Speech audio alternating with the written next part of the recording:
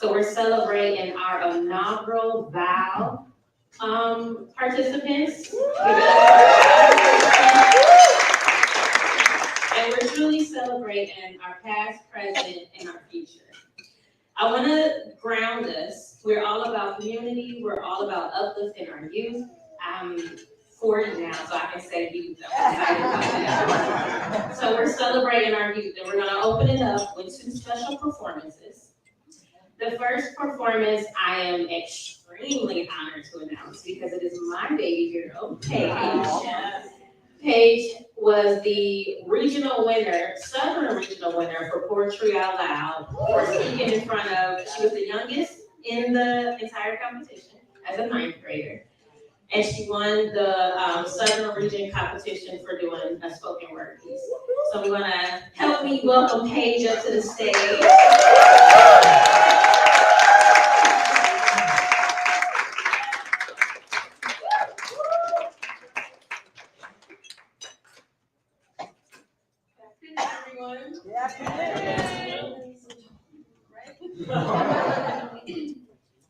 So I'm going to be doing this.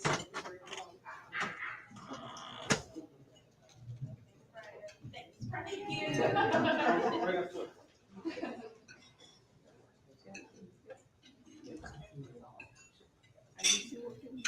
Respectability by Tina Boyer Brown. We ask our children to act calm, nervous, whatever innocent looks like when some cop shows his badge, pulls his gun, slows his car. We beg kids to say soft, yes sirs. We beg kids to get on the hood of that car, empty their pockets, shut up, put your hands behind your head. No is an existential threat. No is an existential threat. No is an existential threat. No is an existential threat. Never is an existential threat. Never is an existential threat. Never is an existential threat. Never is an existential threat. We dare ask for humility in the face of this oppression? We have no idea what the threat feels like. But we know. Brianna,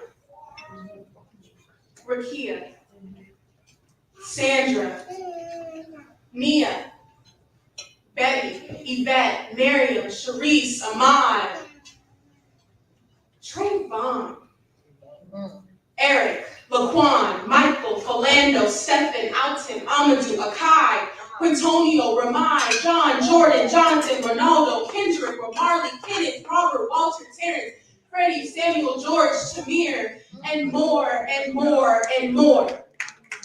There's no open risk declaring our innocence that will confer peace where innocence need. Our children stand in front of doors, pages, words in the streets. They shut down. They shut down. They shut down the forces that burn against them. Thank you.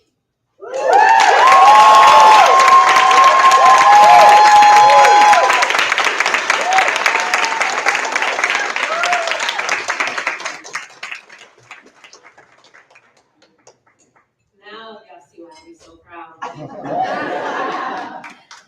is my baby.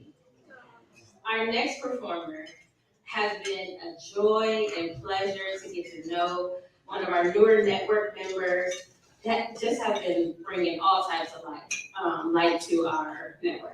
I am a TikTok stalker on his page, but I am extremely honored to welcome Nat up here for a performance.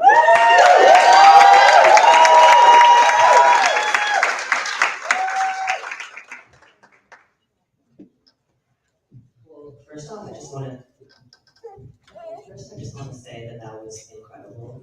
Thank you.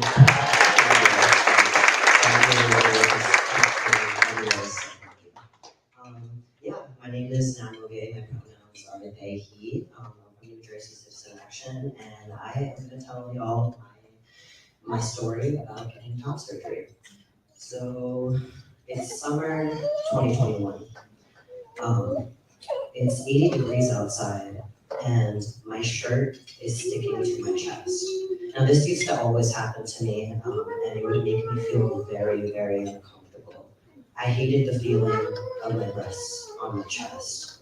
It felt like two weights just holding me down constantly. And whenever it was hot outside, my shirt would stick to my chest, and I would go like this. And people were like, "Why are you doing that? Why are you tugging at your shirt?" It just felt very, very uncomfortable to exist in this body. It brought me a lot of pain to exist in that body. It didn't feel like who it wasn't who I was. And I tried binding. I tried using a binder. I tried trans tape. I even tried ace bandage, which is not a safe way of binding. And whenever I put a binder on, I would just sob because my breasts were still there. I wanted to look in the mirror and I wanted to see flat, and it just made me feel more dysphoric actually. So that's when I decided it was time for me to get top surgery.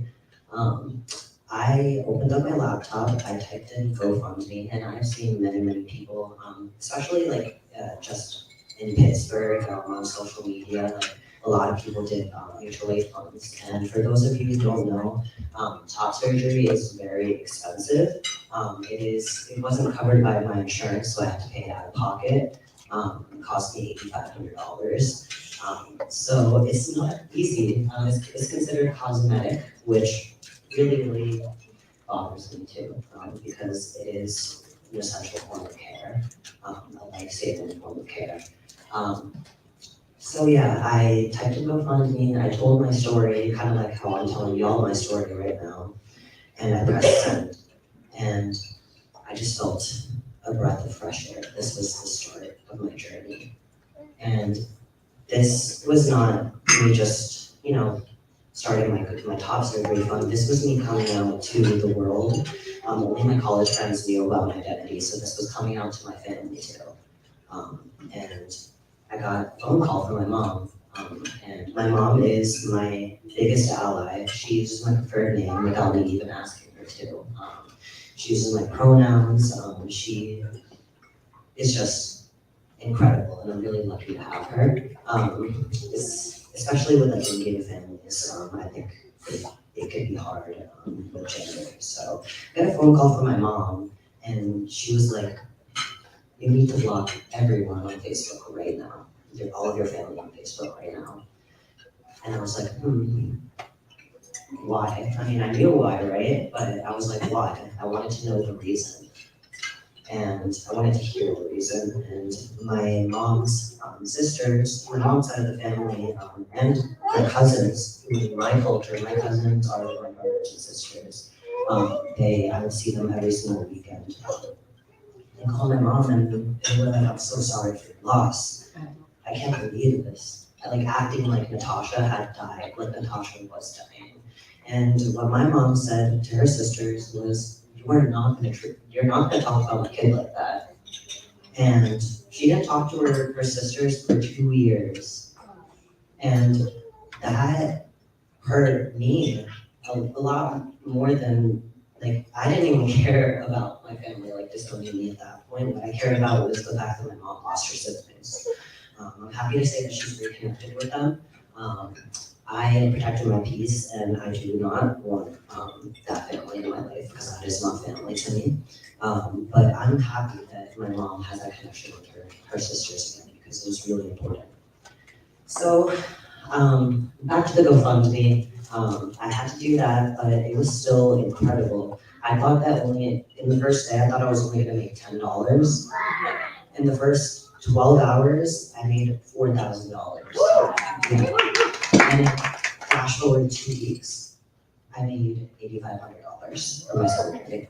Flash forward 2 months, I'm looking in the same mirror where I had been binding, where I had been sobbing, and I have a flat chest. I had gotten surgery. I had a drain coming out from here, a drain coming out from here. It was a very, very hard process. It was very not only physically draining process, but it was emotionally draining as well. It was euphoric, but I was feeling many, many emotions. My mom, my dad, and my sister took paid sick days. They drove from Jersey to Pittsburgh, and they stayed with me for 5 days. And I don't know what I would have done without them because I was completely bedridden. Couldn't raise my arms above here. I could barely walk. I had to go for a 15-minute walk every 2 hours.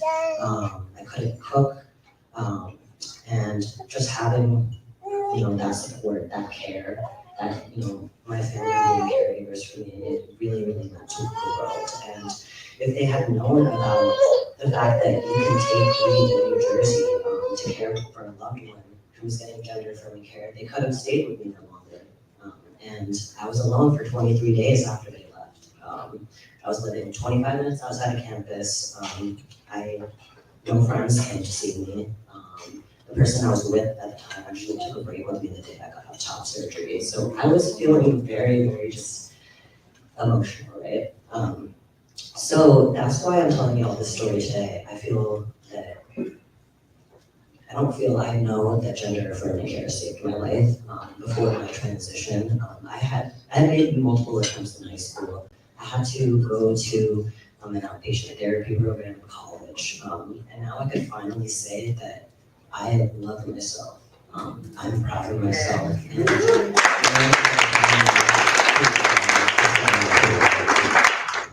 And yeah, so I'm living in New Jersey now, and it was a big transition going from Pittsburgh to New Jersey, because although New Jersey is a state-haven state, the town that I live in is very, very conservative.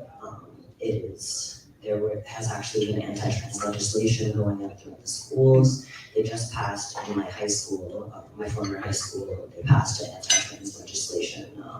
So if a kid's trans, the school will out that kid to their parents. If the parents aren't supportive, then the school won't use their preferred name.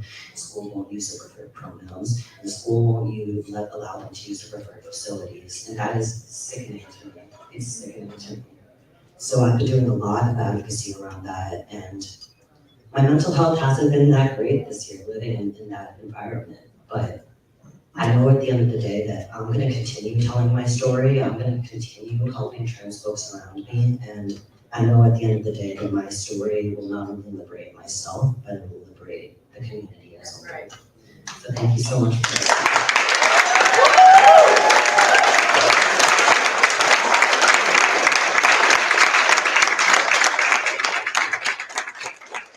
Thank you so much for that, Matt. I mean, the most powerful person in the room is the storyteller, right? So shout out to our culture change and learning team that are building amazing storytellers.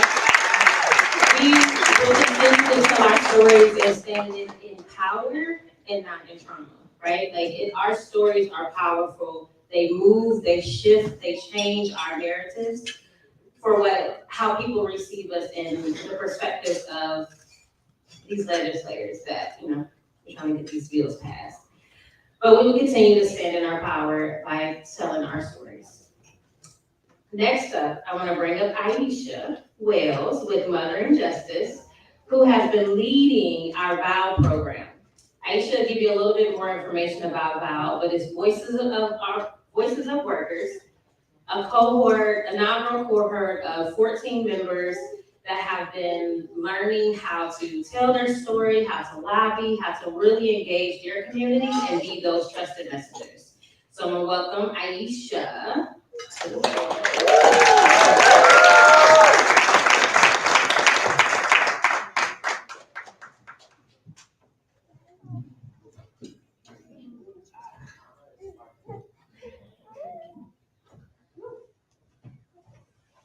Y'all could clap the whole time I was. There we go. Okay. How y'all doing tonight? Y'all look beautiful and handsome and wonderful and brilliant and all the things. So thank you for having me. Again, my name is Aisha Wells. I am the co-deputy director at Mother and Justice.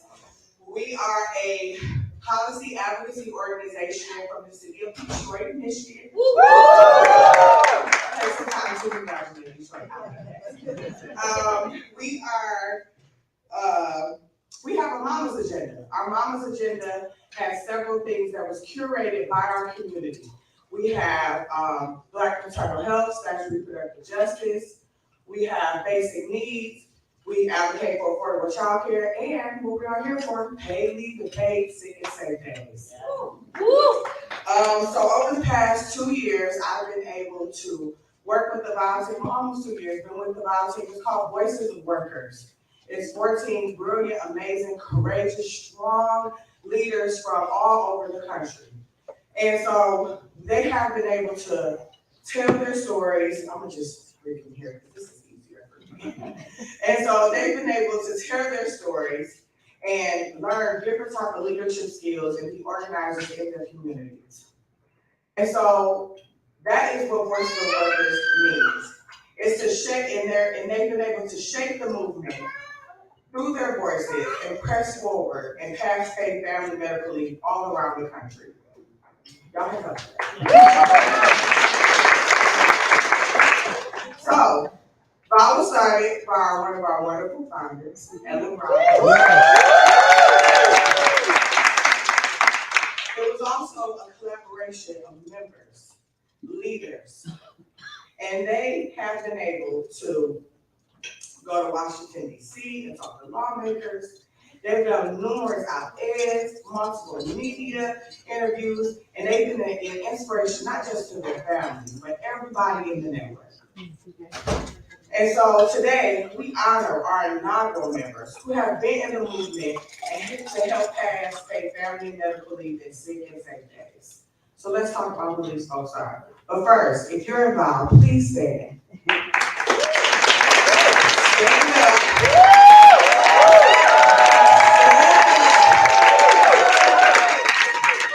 If you're a part of life, and they're so strong, they're so courageous, they take time off of work to be here, and we're just so happy that they made it with us today. They've been going to the breakout sessions, they've been listening and learning, and y'all have really been welcoming to everyone that's come today.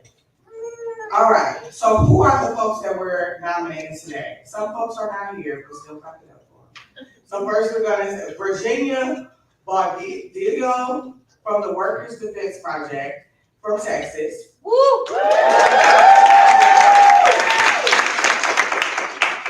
Christina Hayes from Mother and Justice.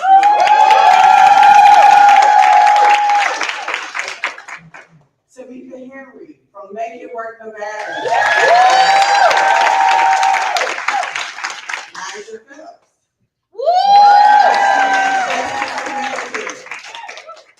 Bethany Fotex, Coalition of Social Justice, Massachusetts.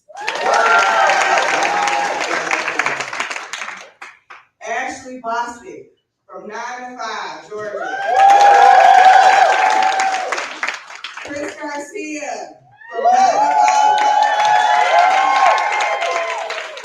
And last but definitely not least, Cornelia Tony Boss. Those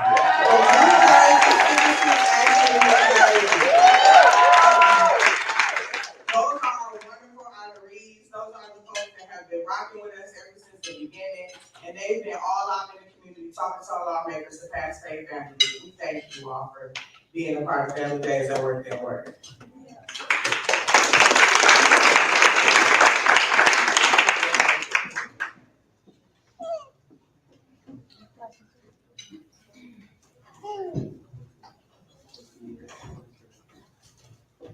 So we have a special video from Christina. Oh, yeah. For those, I'm gonna let you. I'm gonna need all your napkins. So, get deep breaths. Okay, Christina Hayes has been fighting and pushing and been in the hospital since April of this year. She is a lupus warrior. And she has been fighting so hard to get past her medical scare, or a lupus flare is what they call it. She has gone through a number of surgeries, and now she's been discharged from the hospital. She's in rehabilitation.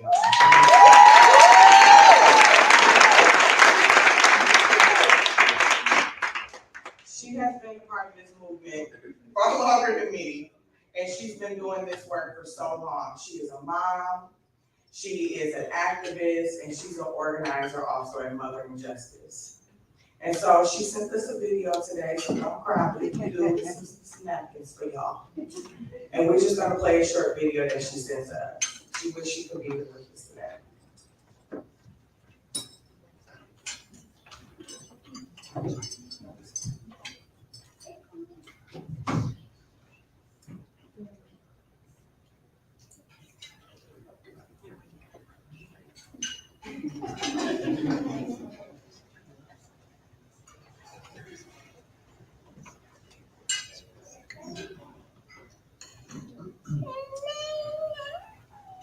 We love you. Think about it.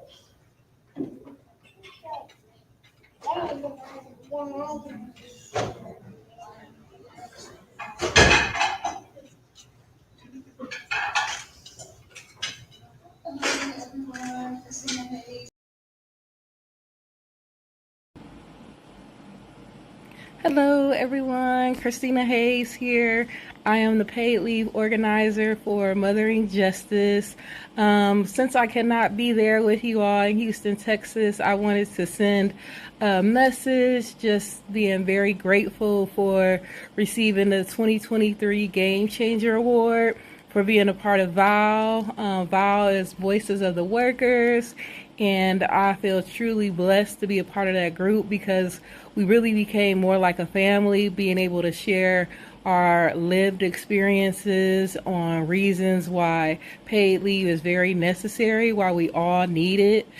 For me, I represent for the people with chronic illnesses and the fact that, you know, we have to really manage having a job and also taking care of ourselves, and the fact that no one should ever have to choose between a paycheck and taking care of their loved ones. And being a part of VOW helped us all be able to learn how to effectively share our stories, how to be prepared for media, reporters, and how to bring power behind a message. And I'm just truly grateful for all the traveling and experiences that I was able to receive a part of being VOW, and just being a part of this fight for paid leave for all is just amazing. So again, thank you all. Keep me in your prayers. I am finally out of the hospital and just in rehab recovering now. So I will be back in the fight with you all soon. Have a good one, and congratulations to everyone today. Story about Christina. I was in Michigan for a funder convening, and they were like, you know, Christina's sick, she goes to the hospital and visit her. We got there, myself and Danielle Atkins, the executive director of Mothering Justice, and we were met by her mother, who was, you know, she had been in the hospital with Christina for 45 days straight, every single day, all day. You know how you are when it comes to your baby, you're gonna be there. And the Antoinette was talking to the nurses and was like, these are people that really care about Christina. Christina was in intensive care, so it wasn't supposed to be a lot of people back and forth. And Christina had a tube down her nose and everything, and they were like, we're gonna take your tube out today, but you have some visitors here, you know, we probably should let them, to not have them come back, it's probably gonna stress you out, all this other stuff. And then they told Christina who it was, she was like, take my tube out and let them back, right? So me and Danielle went back there, and it was very just heartfelt seeing just the strength that she had still in the midst of everything she was going through. And we were trying to talk about, what does she need? You know, what does Genesis, her 9-year-old daughter, need? She was like, you know, what I need y'all to do is finish working on paid leave in Detroit. Yes. And I need for y'all to let them know that I'm in this bed, but I am still fighting for paid leave. Not fighting for my life, not fighting to, you know, she was so concerned and wanted elected officials to see and understand, like, we don't do this stuff at the faint of heart. Like, this is not just a job for us, right? Like, we are doing this because this is our lives, this is what we're living on a day-to-day basis.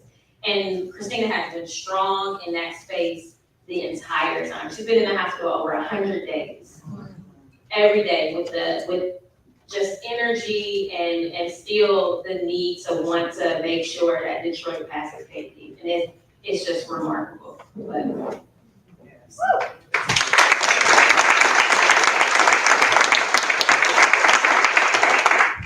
So since we have all the VOW members who are being honored today, if all y'all come up here, come on, Ellen, let's take a picture. You know how we do, we gotta get a picture right now, because you know, everybody gonna start eating, it's gonna keep going. And so let's go ahead and get that photo and get your awards. And again, just thank you everyone for allowing us to be here today and honoring them and congratulating them. And we just thank you all for all your hard work.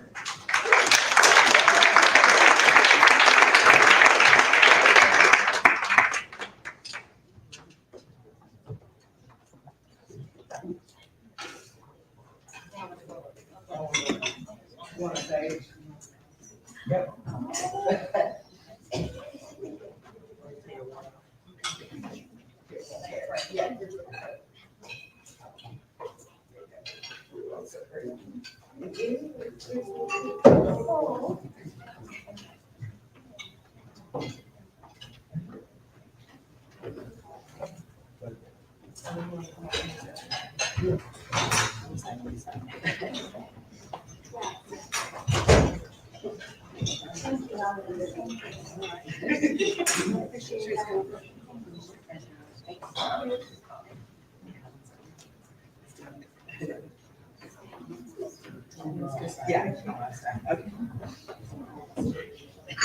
Okay.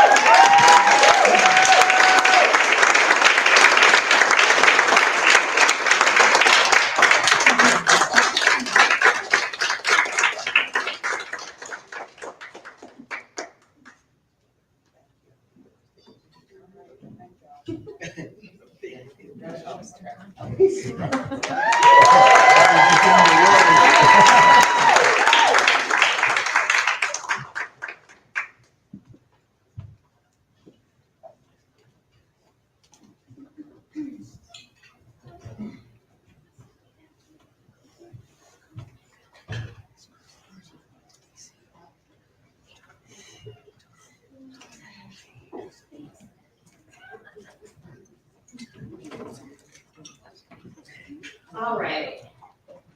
So we also have awards for the founding 8 states that made up of Family Values at Work when it first started. When I call the state an organization, please stand up. We do have an award for you to take back to your organization, but we definitely want to recognize these 8 states. Starting with New Jersey Citizen Action.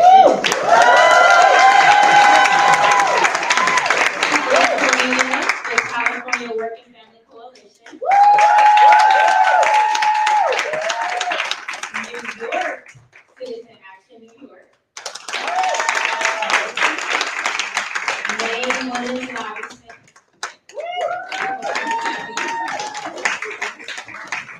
Where Maine at? Now they tore up and carry up yesterday. Y'all better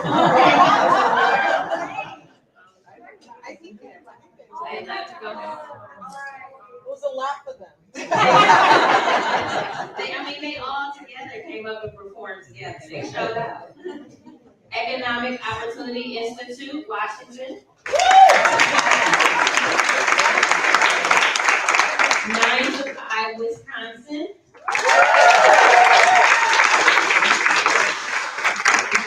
Coalition for Social Justice.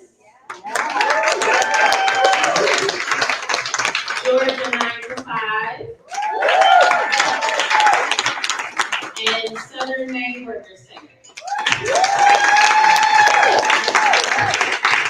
Our founding states, we're so excited that the network has now grown to 27 states, 33 organizations, and growing.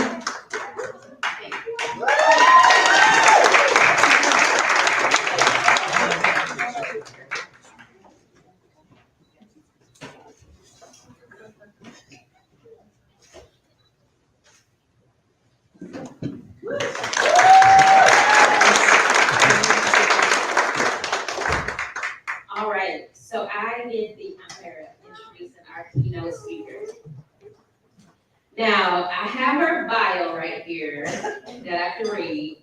It is fantastic. It is amazing.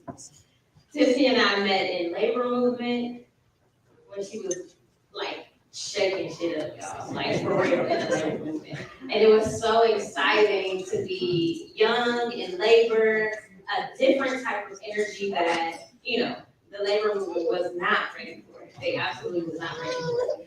I'm gonna let y'all read her bio. We'll send it out, but I want, Tiffany to do justice to her own introduction. But I want y'all to stand to your feet and welcome Tiffany Dina Lofton.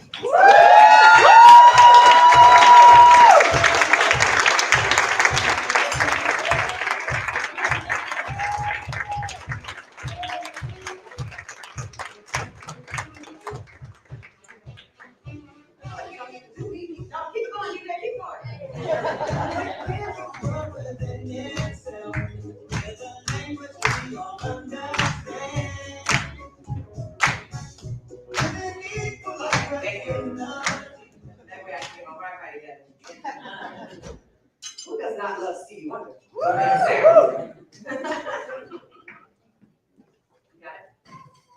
Good evening, beautiful people. Good evening. I'm very honored to be here with you all for 20 years of celebration. And I don't think I'm going to do what Erica did earlier because I didn't feel like it was good enough. But let me say this. I don't think you all understand, or maybe you don't remember, that 20 years is a long time. And that the amount of work that it takes to keep a coalition network and then grow that network with other coalitions is not an easy task. And that there are movements that have created organizations that have not lasted. And there are organizations that have not lasted after the pandemic. So I need you to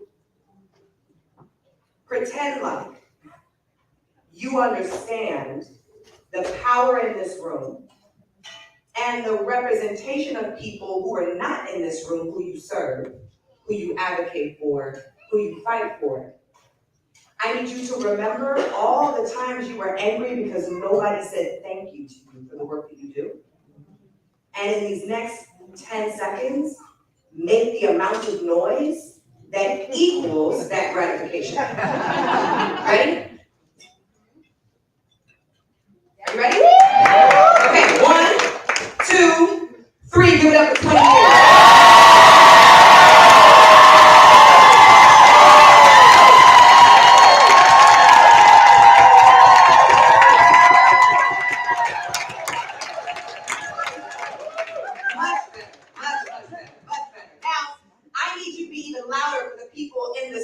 Chuck Taylors.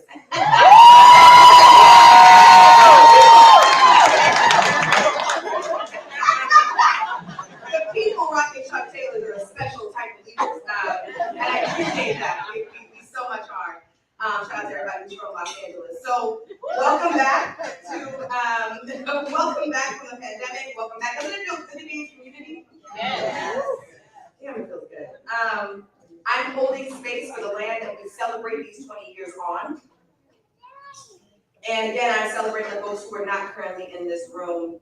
It is a remarkable accomplishment what you all have been able to do. 63 million people have been impacted positively because of the work that you all have done around paid leave, around sick leave, around care, around families.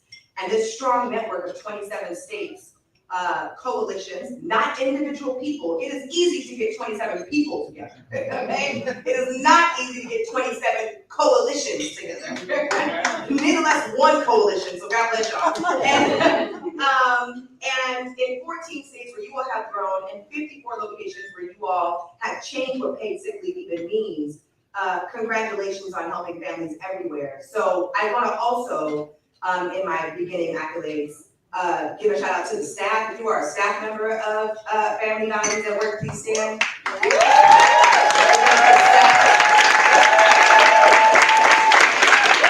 They got so hard in here, honey. Tears falling. Y'all look good. Y'all look like what you're going through.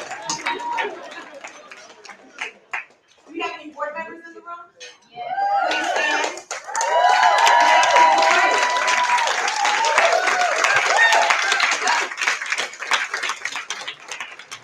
I love this. Just know this is also strategic for me because I just got here. I want to know who y'all are. And where you're sitting in the room. And this was a good one because this is my people. If you are a Black woman, please stand. Give it up for Black women.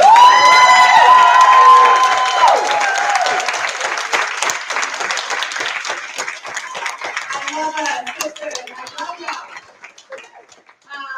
There are people, who have not been celebrated. And so I wanted to do that intentionally because I want to know where you're sitting.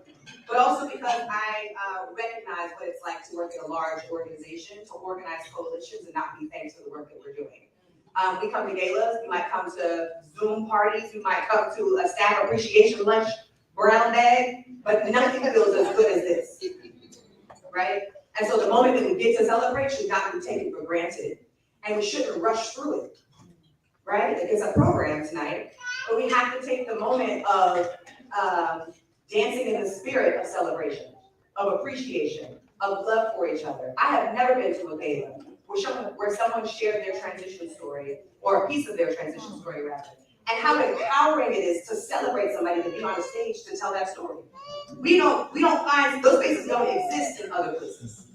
They're actually forbidden in other places. So we get a chance to celebrate our authentic selves, our truest selves, and should not take that for granted. The work that you all are doing on behalf of a country who is leading change in a new world and casting the vision for how work changes culturally and socially is so necessary post-pandemic. Y'all have heard this, and you've also, because I saw the, these are fabulous, by the way, to the artists who did these, the notes from the last two. Who did it? Oh. I'm about to say, who here? Wait, okay, yes. Shout out to Kristen, who was able to do the visual notes for you all. The pandemic shifted our way of thinking about work. It also shifted who we valued in work. And I feel like capitalism is trying to get us back to the way it was before we did that. And young people and workers across the country are saying, hell no, we won't go. And we can't snap back into that old way. It's too late.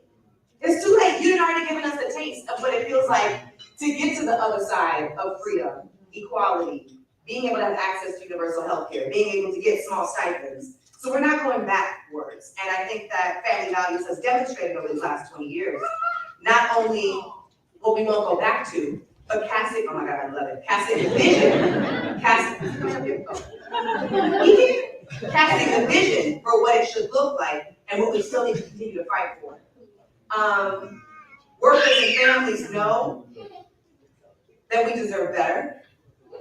It's organizations like this that set the vision for where we go next, and that is not an easy weight to carry. Our imagination must be bigger than the violence of threat that we are facing. We need more of this, organizations that build capacity and leaders to advance the stories of family values. Like your executive director, Josephine, said on the first day or second day, we know work is not working, and we have to make work work for us. As progressives, we continue to work. But in that work, we also have to fight to defend what family values are in the first place. There is an attack. I won't say who they are, because sometimes some people in the room, I did whatever. But there are folks who are taking control of not only what family values are, but also what family should even look like. Remember, the way they're not only stealing and trying to co-opt what the values of families are, they are trying to capture family, put it in a box, and tell us anything outside of that is illegal, unacceptable, and can't be the way that it goes. And all of us come from cultural, historical legacies that transform what family even feels and looks like. I got cousins that I call brothers and sisters, right? I got friends who I consider real family, right? We have loved ones who are loving people that those people are telling us we can't love because they're not a part of our family. And so we have to defend family values. We need to take control of what we know the content is for what family structures look like. And the right hasn't just stolen what our families are, but they're also telling us what our families can learn, what they can discuss, how we can show up. They're telling us what parents need and what parents don't need, what parents can choose to do and what parents can't choose to do, and what children must do and what children can't do. So we have to take that back. This is bigger than values now. I think about why we have to take that back and what it means to own family values as the soil of our community. There are a few things that come to mind as I had to process family values for even myself. One was family values help family members and communities make really great decisions together. They guide the elders and the parents, folks who have wisdom. They cultivate strong bonds and cohesiveness. They diminish confusion, and they build a strong moral compass for where we should go. So if the attack on family values is happening, it is because they are trying to control and destroy the future we have all said we want to live in. I took Benadryl before this, so if I start crying, it's the allergies. My father, whose name is Robert Alonzo Lofton Sr., he fell literally ill in December. And he was admitted to the hospital on January 5th of this year. For the last 8 months, I have been taking care of my father every single day. Do I have any caretakers in the room?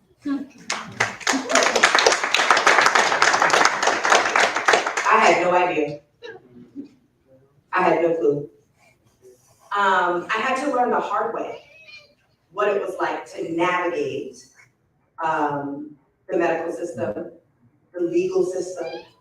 I had to learn what it was like to navigate family drama on a different level. Oh, I heard an amen. Maybe we can process this afterwards together. I like what you said, Erica. It's not trauma, it's stories. It's not trauma, it's stories. And I'm like, yes, I'm gonna stay rooted in that. And I had to, on my own, take care of my father, who was a IATSE union member. He was the top Black special effects and construction coordinator in Los Angeles for IATSE Local 44. His father, as I found out through moving my dad's names, was a Teamster.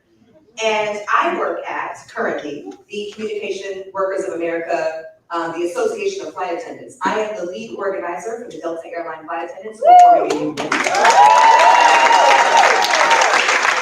realize I was joking and didn't tell you who I was, but that's part of what I'm doing. I was national organizer for that campaign. There are 28,000 flight attendants. You think your job is hard, running coalitions, try talking to people in every time zone on the planet. Literally. And that legacy of union values, the legacy of family values, definitely comes through both my maternal and paternal lineage, because my mother was also a union member. And my grandmother was a secretary treasurer for a union, and so on and so forth. I realize, and some of us have this in common, the privilege to be able to have the flexibility to learn the hard way. There are some people who have to learn the hard way and aren't given the time, space, the sympathy, the love that they need at their job to process what they are doing while they are doing it. Which is why we need to fund rest. Somebody say amen. Amen. We'll talk about that in a second. moving from emergency room to boarding care, emergency room to skilled nursing facility, back to emergency room, back to a skilled nursing facility, to emergency room, to another emergency skilled nursing facility, to hospice. My dad passed away 3 weeks ago on August 29th. And I have learned a lot about what families need.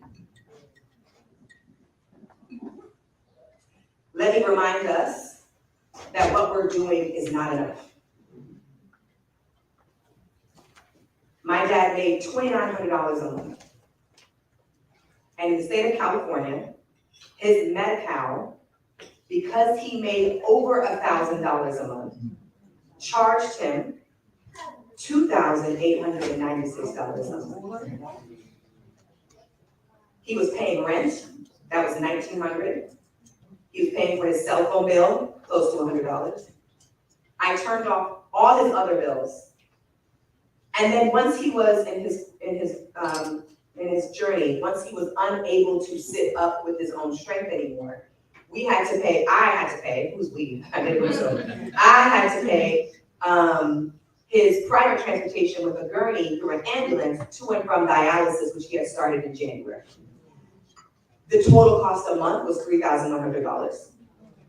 But the state of California said, yes, this man who served in a union and works more than 43 years, but was in a union for 43 years, the insurance company cut him off because he refused to do physical therapy because he had a pain in his knee, and they did not check out the pain in his knee, so they just said, well, Mr. Lofton, you're refusing physical therapy, so we're gonna stop giving it to you. Put me in debt to save and take care of my father. And so I think about family values. And I've been looking back in my grief over these last 8 months of taking care of my dad. There is not one thing, one sacrifice, one decision that I would change.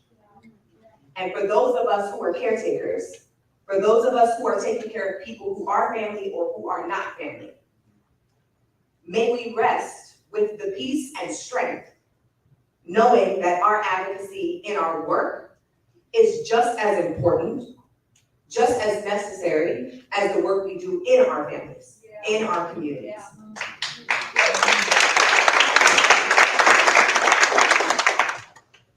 And I mean, I could be here all day talking about racism in the medical industry. I could be here all day talking about like how much it costs. But I want to share 3 things in this process about family values that I have learned taking care of my father and losing my father that would make change makers stronger and better through the year 2024.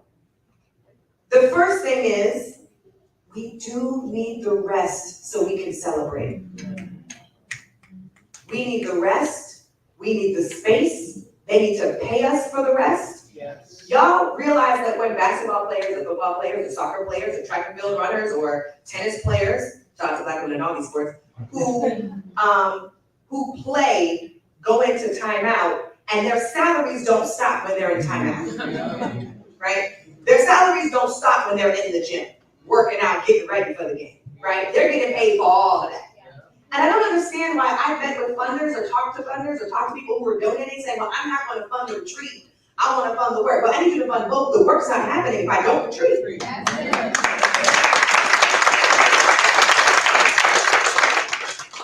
My boyfriend all the time, baby, you don't get half of me, you get all of me. Okay? We need to tell funders to pay us for that time out on the field, just like they do, well, not those funders, but just like other people do for athletes. The second thing I've learned about taking family values with taking care of my dad is that unity is not possible without struggle. Woo. I thought UNITY just came because it was like dancing and good food and good music and who went to the Beyonce concert? And it's a good week, baby. I can do a whole thing. That coming together at a Beyonce concert for her biggest birthday on the planet, right? Like those things express solidarity, unity, safe spaces.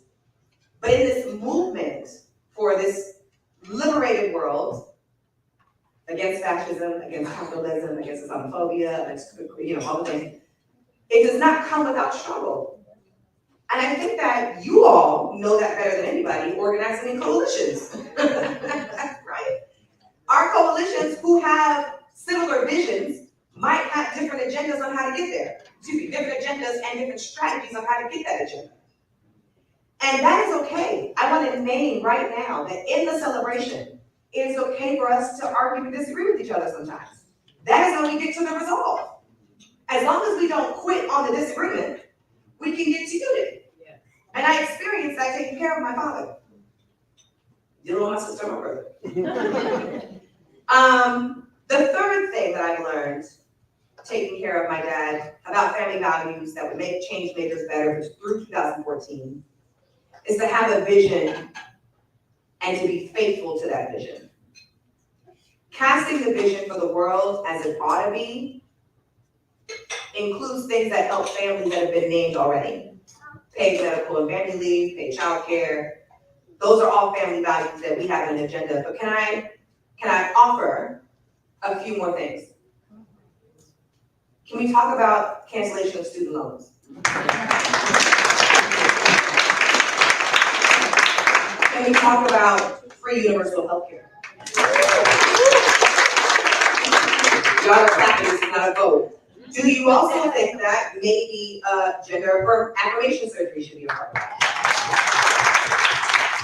I would even venture to say that corrective eye surgery and dental should be included in that too.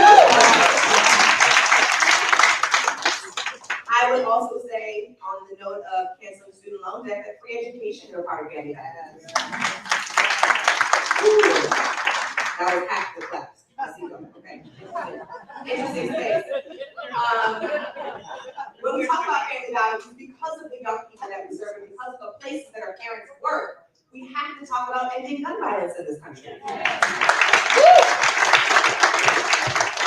And if we're going to talk about moving policy, that means we have to do the work of engaging people in the fake democracy that exists that we're trying to fix and tear down and start over again. But that would have to include universal automatic voter registration.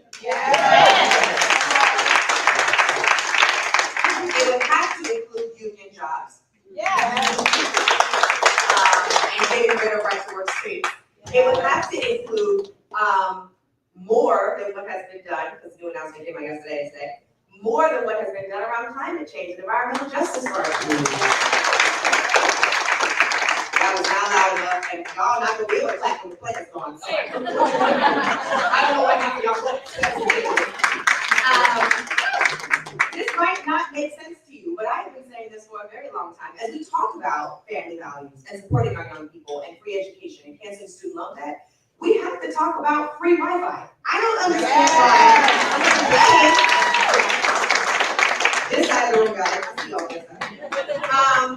I want to include that because I was one of the lead strategic organizers for the campaign to stop the execution of Julius Jones in Oklahoma 2 years ago, which we were successful in stopping the execution on the day of. We were not successful in bringing him home to his family. So he still sits behind bars in the Oklahoma State Penitentiary, but it got me more invested in the fight to end the death penalty.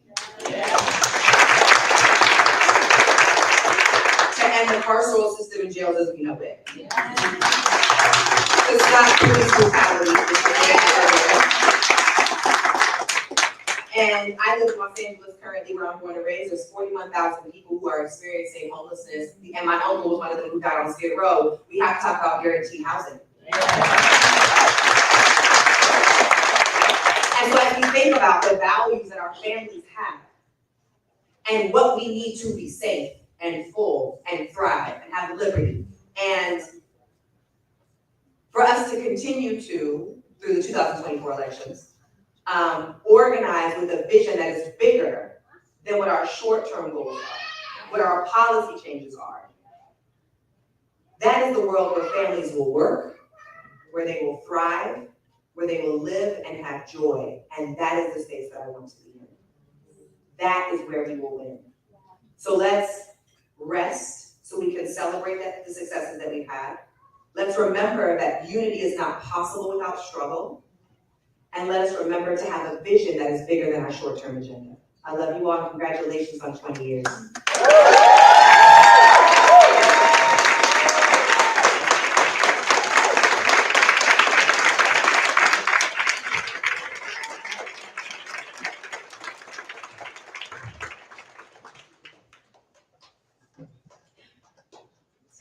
that is like my woman crush.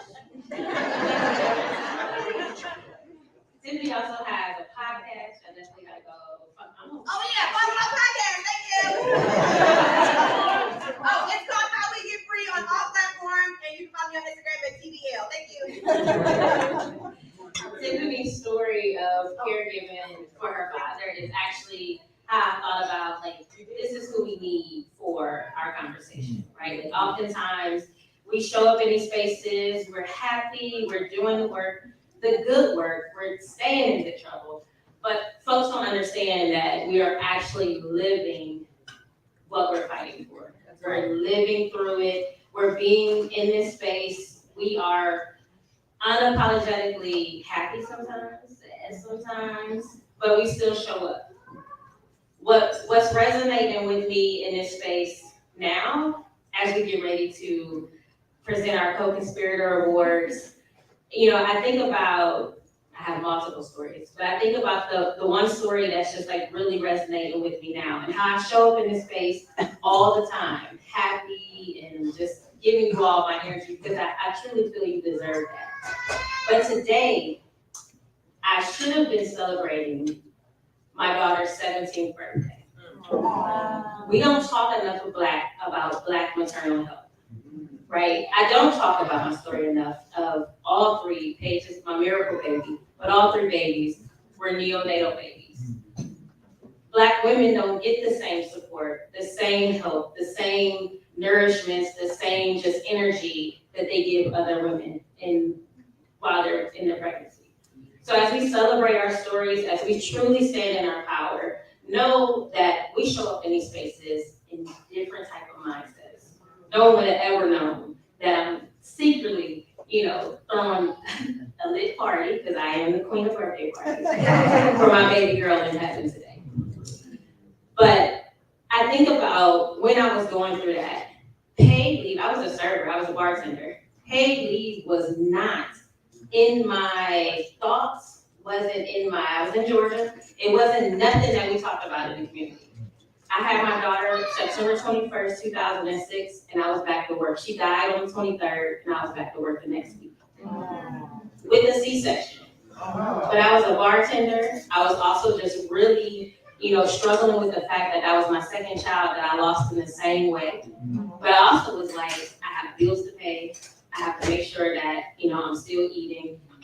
There was no type of support for a bartender to continue to pay their bills. But it wasn't until I was working for the union, they sent me to Chicago, and it was like, you like to talk to people. We're gonna put you on these doors. We're gonna have you knock doors about paid sick days. They gave me this teal shirt that said, ask me about paid sick days, and put me in the streets of Chicago. And it was when I first met Ellen Bravo. Learning about paid sick days in the streets of Chicago. So I just think about how our journeys my journey is full circle. It's coming full circle. To have experienced what I went through with the loss of my children, learning about paid leave, and now working for that same organization 8 years later, helping to pass paid leave across the country. I can talk for days about these two co-conspirators, but I didn't introduce myself fully earlier. So I've been newly promoted to Deputy Director of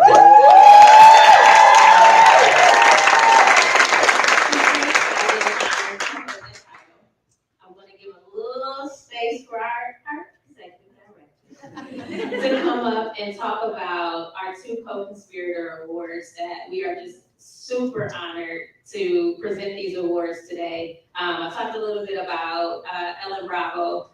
Carol Jordan is my auntie. Yeah. But I want to welcome up Josie Calapini to talk about our co-conspirators.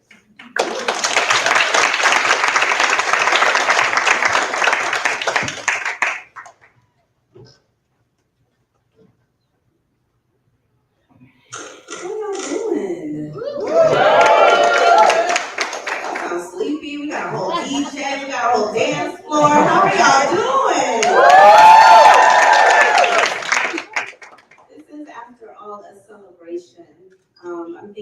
about what it takes to be 20 years in the game. And let's be clear, when we say 20 years, there are years unseen and uncounted that were preparation and strategizing and partnering and preparation. So we say 20 years because that's what the paperwork says, but it's way more than 20 years. And I don't know about you, but the idea of being at a job for 20 years, the idea of, I haven't been at a house for 20 years. 20 years is a commitment, and it is a big deal. So let's just give it up this morning.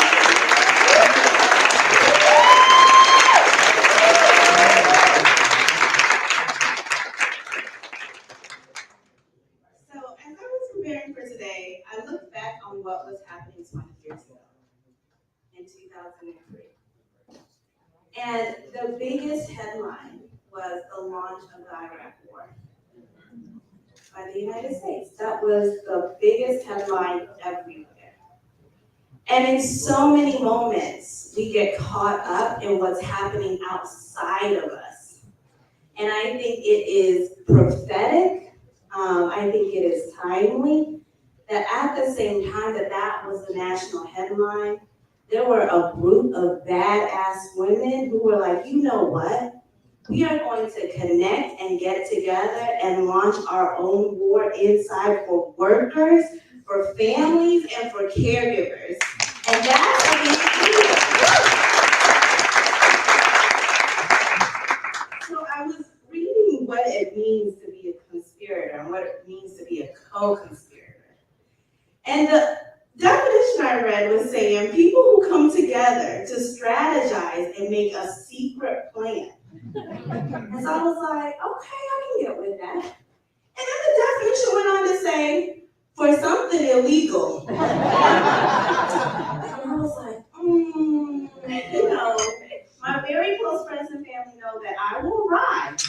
If we need to do some illegal stuff, you can call me and I'm gonna show up. And there was something about that really didn't sit right with me at first. And I reflected and I reflected and I reflected. And I eventually landed at this place where I said, you know what, actually, when I think about the work that we are doing, that is exactly right. Because we are in a country that actually has systemically designed itself to keep us out of wealth, to keep us out of thriving, to keep us out of being able to do for ourselves, for our families, and for our communities. So to the extent that this country has set it up like that, what we're doing is illegal. The fight that we are waging is illegal. So when I think about co-conspirators, it is real that actually what we're doing is fighting against the laws as they exist today because they don't work for us, they don't work for our families, and they don't work for our communities. So what we're doing is breaking apart the laws that govern this land that do not work for us. That's illegal work, and I'm here for it. And I know that our co-conspirators are here for it too. So I'm going to do a little bit of a bio and a little bit of words. I'm going to ask both of them to come up here, and I'll ask Erica to give them their awards. They're going to say a few words, but before they get off the stage, there's something I want to do before they get off the stage. So we'll get to that. So, first and foremost, just clap it up if you know Carol.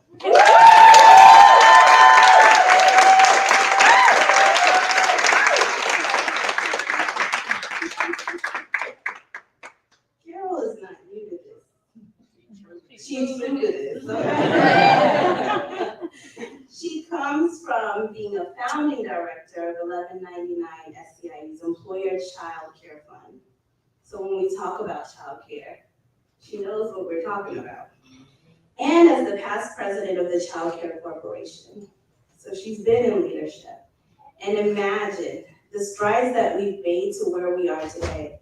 To be a Black woman in a labor union, talking about child care, developing a fund and overseeing that fund to make sure that it's doing what it's supposed to do.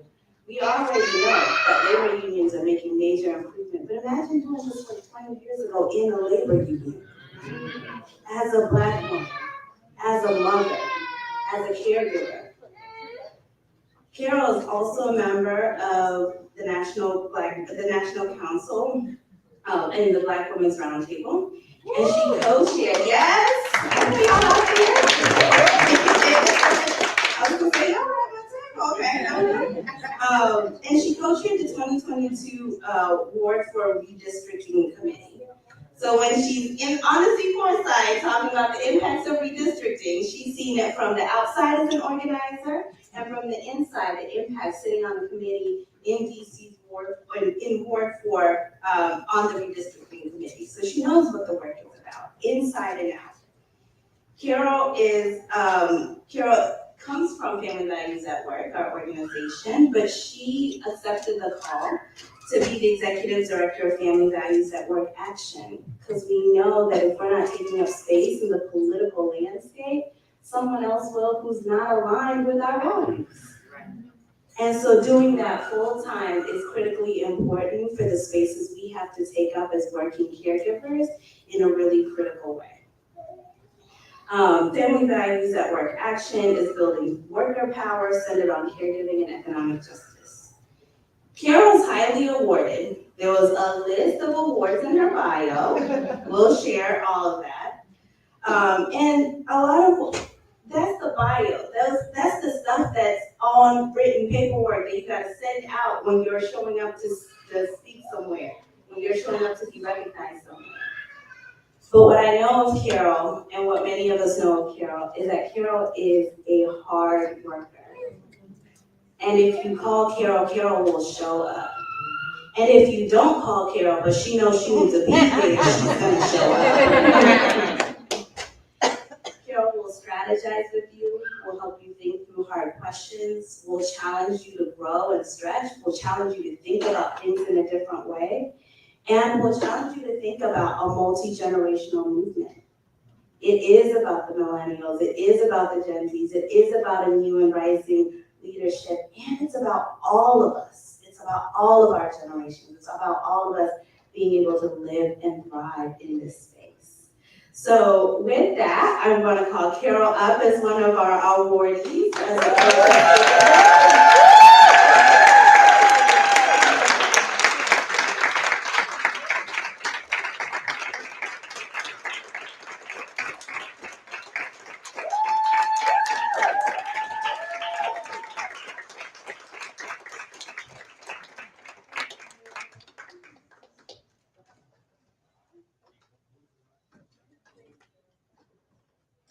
Yes, ma'am. Wow, thank you, Josie. Thank you, Katrina, also known as Erica. Thank you, Ellen, for all the years that we spent thinking and strategizing about work regarding this network.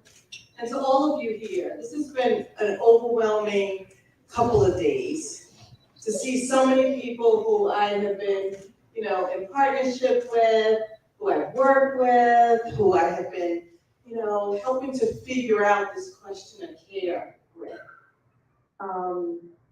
Thinking about DC, there's no people from DC, how intense that campaign was. We had a conversation about Maryland, paid sick days today, all the ways in which, Tiffany, you were amazing as always, and, shout out to you, and heart goes to you with your loss.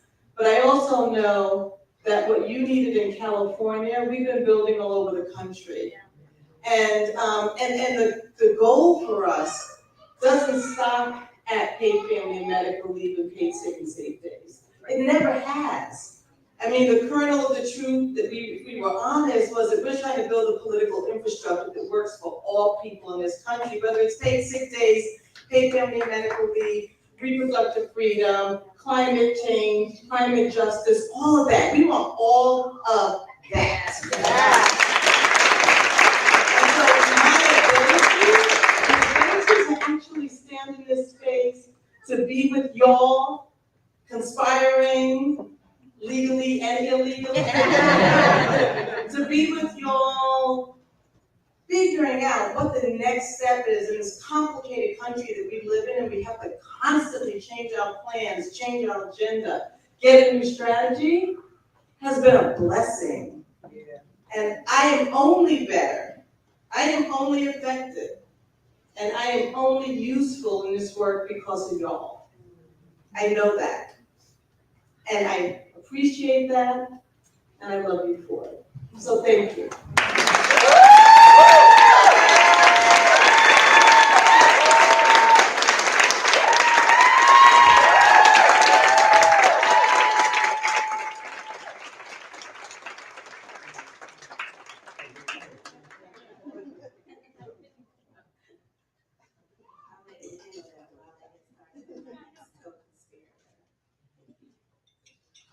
All right, I'm gonna read a little bit of the bio, and I'm gonna give my own words. Ellen Bravo is an award-winning author, a published award-winning author, and a lifelong activist. If you think it started for her 20 years ago, you have it dead wrong. She is the former director of 9 to 5, the group that inspired the movie 9 to 5. And the co-founder of Family Values at Work. As I said, she's an award-winning published author that includes 3 nonfiction books, page turners. And in fact, Business and the Nation awarded Forward Magazine's gold medal for women's issues to Ellen Bravo. Ellen and Larry now live in Austin, Texas, and Oakland, California. I got questions about what the photo read. They have 2 adult sons, and when she's not raising hell or writing fiction, Ellen loves Zumba, bid whist, where was you last night? From there with some cars, playing teasers, board games, kayaking, reading, and above all, spending time with family and friends. That's the abbreviated bio.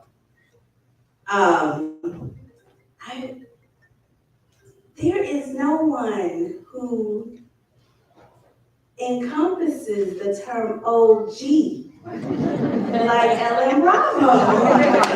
Okay? Ellen Bravo is the OG of the movement, the OG of this space. There is no next generation of women's leadership and women's movement without Ellen Bravo. She was there. I think back on a moment when I was on a Zoom call, and I think it was a staff meeting, not on a Zoom call, and it was maybe 6 or 7 of us. And Ellen would always say, you have to keep moving, keep your body active, keep your body moving. And we're on a Zoom call, and here's Ellen Bravo in the corner of my Zoom doing yoga during a meeting. And doesn't miss a beat, not on the yoga and not on the conversation we were having in that meeting. Ellen Bravo is tenacious, you are committed, you are loyal, you are in this until we win this for our families and our communities, and we all know that. I wouldn't be here, we wouldn't have this room if it wasn't for Ellen Bravo. And we are so grateful for you, everything that you have done and everything that you continue to do, all the ways you continue to partner with us and to co-conspire with us, legally and illegally, and everything that you do to uphold the movement, to help us connect the dots and to make sure that we get across the finish line in ways that ensure that our families and our values remain intact. With that, please welcome up Ellen Bravo.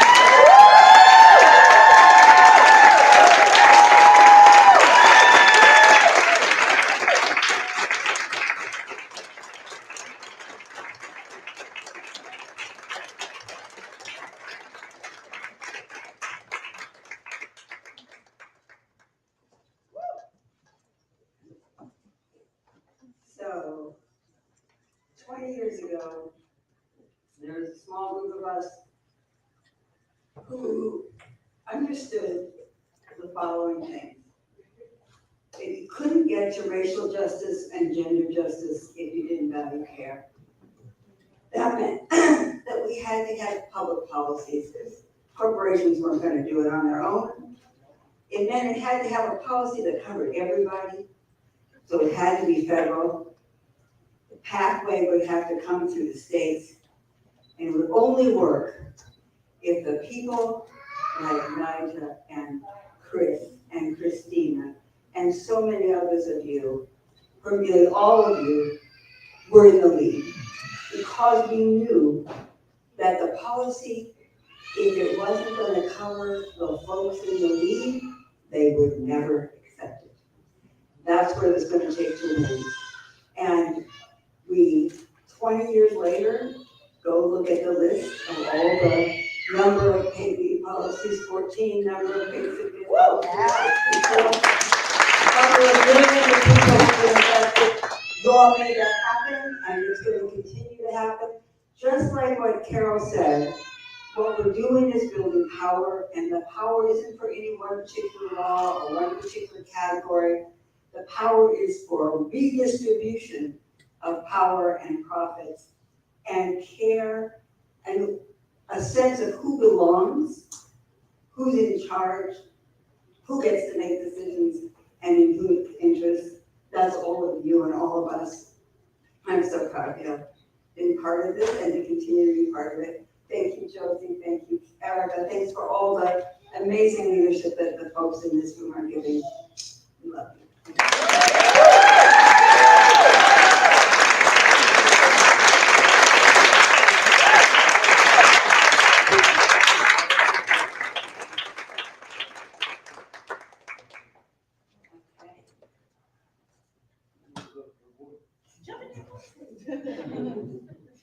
I'm gonna jump in the picture.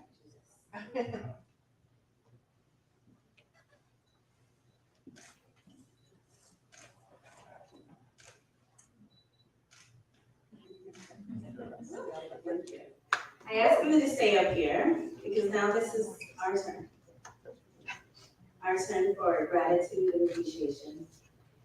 So, I have a couple of things to ask for you. If you are in this room and have ever been positively impacted, inspired, moved, learned from, aspired by, if you're in this movement because of, if you have language, commitment, understanding of these issues, of care, of policy, of culture change, of the power of narrative, the power of stories. These are just a few things off the top of my head of what these amazing women have done.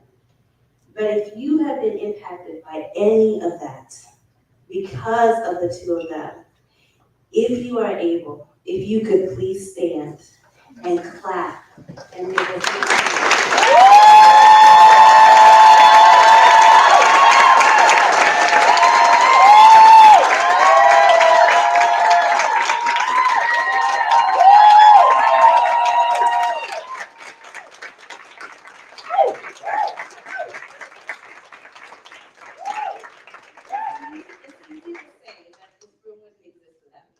But without you seeing this, I want you to take this with you and to really understand that there's so many people who are impacted by everything you've done and everything you continue to do. Thank you.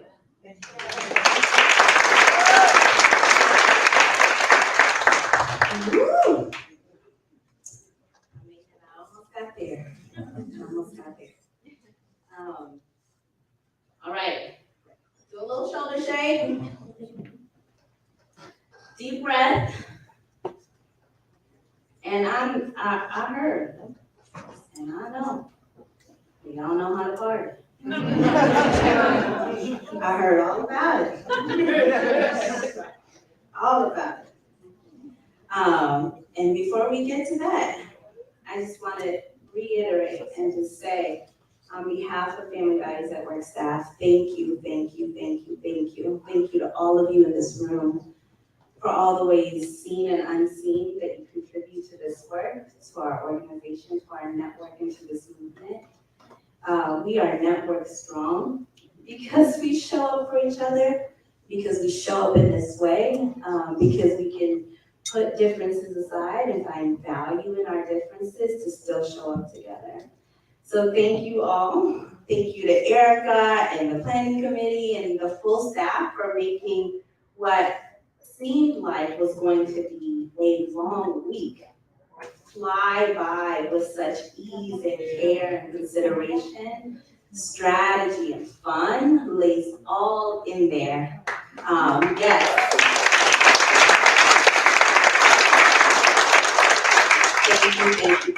Thank you to all of you. And with that, I'm going to dismiss you, but I'm dismissing you in a different kind of way.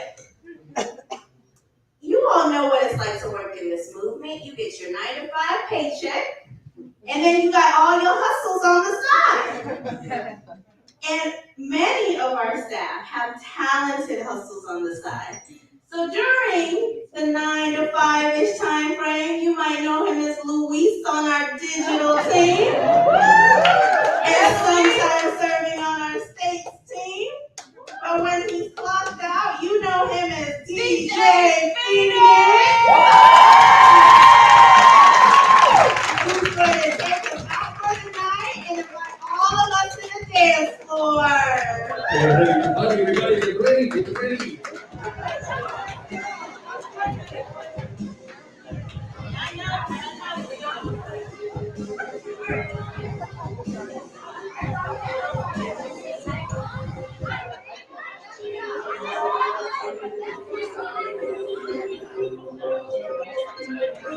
DJ Phoenix.